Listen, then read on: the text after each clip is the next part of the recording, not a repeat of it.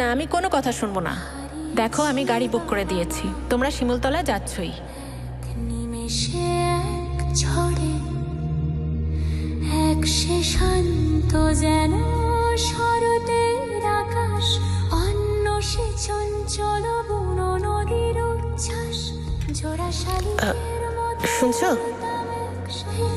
তবুও কেন যেন ভিন্ন পথের ইঙ্গিত হাতে।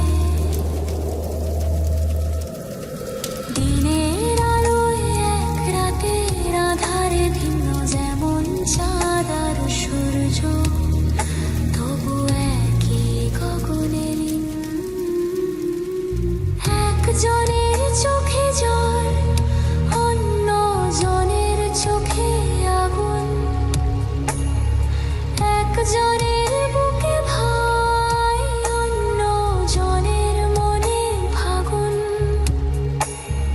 হাসি আর কান্নার এই দোলা চলে, জীবন চলেছে বয়ে এক অদ্ভুত খেয়ালে। ভালো থেকো।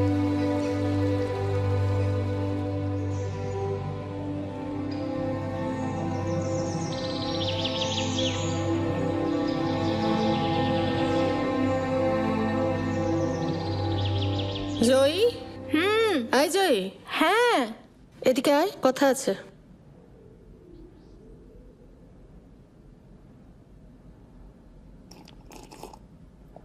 তুমি বলবে?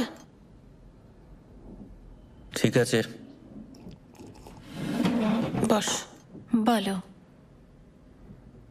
তোমার তো এখন বিয়ের বয়স হয়েছে। আসলে তোমার জন্য আমরা একটা ভালো ছেলে দেখেছি, আর ভাবছিলাম তোমার বিয়েটা দিয়ে দিলে আমাদেরও একটু। তোমরা আবার সেই একই ভুল করছো। তোমরা ইস্যুকে দেখলে না, জোর করে বিয়ে দিলে। কি হলো তারপর? কেন? ওর বিয়ে দিয়ে আমরা কি কিছু দোষ করেছি? আর ওর স্বপ্ন? আমরা কি ওর ভালো চাই না? আমি আমার জীবনে সেই একই ভুল হতে দেব না বাবা। আমি ইন্ডিপেন্ডেন্ট হতে চাই। আর এছাড়া তোমারও রিটায়ারমেন্টের বয়স হয়ে গেছে। একজন তো কাউকে একটা কথা বলো তো, ইস্যু তোমাদের সঙ্গে কথা বলে, আমার সঙ্গেও কথা বলে না। একমাত্র আমিই ছিলাম যে ওকে সাপোর্ট করতাম। সেদিনকে ওর বাড়ি গেলাম,